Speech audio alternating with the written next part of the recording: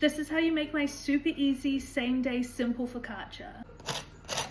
We're starting off with 2 cups of warm water, and then I'm adding 2 teaspoons of active yeast, as well as 2 teaspoons of white sugar. Give that a good mix and then cover it for 10 minutes. Then to a bowl, we're adding 4 cups of high-grade flour. This is what I use. People also call it like bread flour in other countries. And then I'm also adding 2 teaspoons of salt.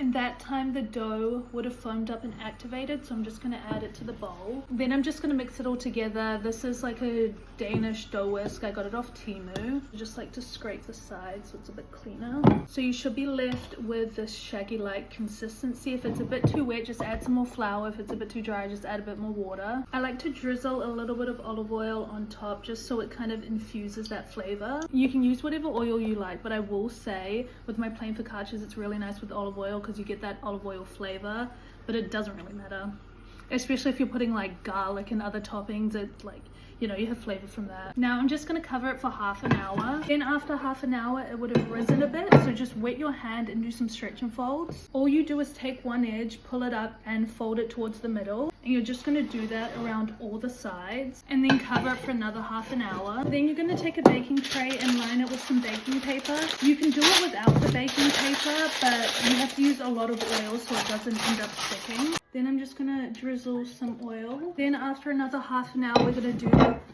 another round of stretch and folds. And then once we've done it this time round, we're just gonna add it to the tray. Now I'm going to cover it with Glad wrap to let it rise and fill out the pan. I'm just going to drizzle a touch of oil now, otherwise it will stick to the Glad wrap. I'm just going to cover it with the Glad wrap and then leave it to rise for about 30 minutes. So I ended up leaving it for an hour because I got busy, but again, you don't have to leave it that long. It's just going to make it more puffy. And usually for my plain focaccias, I'll add a bunch of minced garlic. I have this little crusher, I got it off Temu. I'll add some fresh rosemary. You can just like add whatever you want. And then I'm gonna add a good amount of salt to it.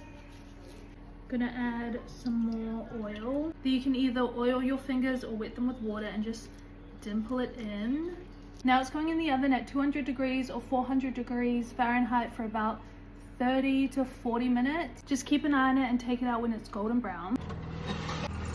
As soon as it's out the oven, pop it on a cooling rack just so it keeps its crisp. If you have the patience, I highly recommend leaving it to cool for like at least 10 minutes. Cutting into it hot is fine, but it really ruins like the inside structure of it. And also eating it hot, like just the true flavors don't come out until it's cooled a little.